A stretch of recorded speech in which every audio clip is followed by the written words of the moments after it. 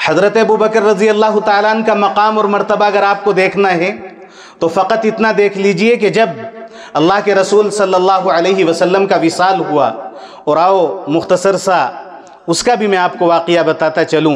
اللہ کے رسول صلی اللہ علیہ وسلم مرض الوفات میں مبتلا ہیں، مسجد تک تشریف نہیں لے جا پا رہے ہیں، عشاء کی نماز کا وقت ہے، جمعرات کا دن ہے۔ اللہ کے نبی نے پوچھا اصلی الناس، کیا لوگوں نے نماز پڑھ لی؟ حضرت عائشہ نے فرمایا لا بل ینتظرونک یا رسول اللہ، اے اللہ کے رسول آپ کا انتظار ہو رہا ہے۔ حضور نے فرمایا میرے اوپر پانی ڈالو تاکہ مجھے کچھ افاقہ ہو جائے اور میں مسجد میں جا کے نماز پڑھا دوں۔ آپ کے اوپر پانی ڈالا گیا مگر آپ کو اتنا افاقہ نہ ہو سکا کہ آپ مسجد تک تشریف لے جاتے۔ دوسری مرتبہ جب آپ کو افاقہ ہوا پھر یہی سوال امی عائشہ کی طرف سے، پھر یہی جواب، 3 مرتبہ ایسا ہی ہوا۔ 3 مرتبہ جب آپ نے دیکھا کہ میں مسجد میں بالکل نہیں جا پا رہا اور صحابہ انتظار کر رہے ہیں، آپ نے فرمایا مرو ابا بکر فلیصلی بالناس، ابو بکر سے کہو کہ لوگوں کو نماز پڑھائیں۔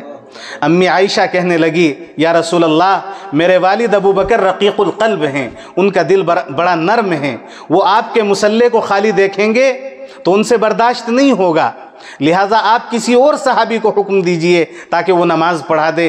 عمر کو حکم دیجئے، عمر ماشاءاللہ بہت اچھا مضبوط دل رکھتے ہیں، لہٰذا وہ آپ کے مصلی پہ کھڑے ہو کے نماز پڑھا دیں گے۔ اللہ کے رسول نے فرمایا کہ نہیں، ابو بکر سے ہی کہو کہ وہ نماز پڑھائیں۔ حضرت ابو بکر کو پیغام پہنچایا گیا۔ حضرت ابو بکر کی روتے روتے ہچکی بند گئی اور کہنے لگے ابو قحافہ کے بیٹے کی یہ مجال نہیں ہے کہ رسول اللہ کے ہوتے ہوئے رسول اللہ کے مصلی پہ کھڑے ہو کے نماز پڑھائے۔ اب نماز تو پڑھنی تھی، صحابہ کرام نے حضرت عمر کو آگے کر دیا۔ میرے دوستو دھیان سے سنو، سمجھنے والوں کے لیے صرف یہ ایک واقعہ کافی ہے حضرت ابو بکر کی عظمت شان کو پہچاننے کے لیے۔ جیسے ہی حضرت ابو بکر مصلی پہ کھڑے ہوئے، حضرت ابو بکر کی آواز، حضرت عمر مصلی پہ کھڑے ہوئے اور ان کی آواز بہت بلند تھی، انہوں نے کہا اللہ اکبر۔ اللہ کے رسول کے کانوں میں آواز گئی حجرہ مبارک کے اندر، فرمایا اب اللہ والمؤمنون الا ان یکون ابا بکر، اللہ اور اہل ایمان ابو بکر کے ہوتے ہوئے کسی اور پر راضی نہیں ہوں گے۔ جس قوم میں ابو بکر موجود ہو اس قوم میں کوئی اور امامت نہیں کرا سکتا۔ اللہ کے رسول کا یہ پیغام دوبارہ پہنچایا گیا، حضرت عمر کو پیچھے کیا گیا، حضرت ابو بکر کو آگے کیا گیا۔ جمعرات کے دن عشاء کی نماز پڑھائی، جمعے کے دن کی 5 نمازیں پڑھائی، بار کے دن کی 5 نمازیں پڑھائی، اتوار کے دن کی 5 نمازیں پڑھائی، پیر کے دن کی فجر کی نماز پڑھائی۔ یہ 17 نمازیں اللہ کے رسول کی حیات ظاہری میں، اللہ کے رسول کی موجودگی میں، اللہ کے رسول کے مصلی پر، اللہ کے رسول کی مسجد میں پڑھانے والی شخصیت کا نام ہے ابو بکر۔ کیا ان کے لیے مزید کسی دلیل کی ضرورت ہے کہ ان کی عظمت شان کیا ہے؟ حضرت شاہ اسماعیل شہید رحمۃ اللہ علیہ نے تقویۃ الایمان میں کیسی خوبصورت بات لکھی ہے۔ حضرت فرماتے ہیں اللہ کے نبی نے نماز میں اپنا خلیفہ ابو بکر کو بنایا، اور زکوٰۃ نماز کے تابع ہے، لہٰذا زکوٰۃ میں بھی گویا اپنا خلیفہ بنا دیا۔ اور اللہ کے رسول جس سال حج پہ تشریف نہیں لے گئے، حضرت ابو بکر کو امیر الحجاج بنا کے بھیجا، اور روزہ حج کے تابع ہے۔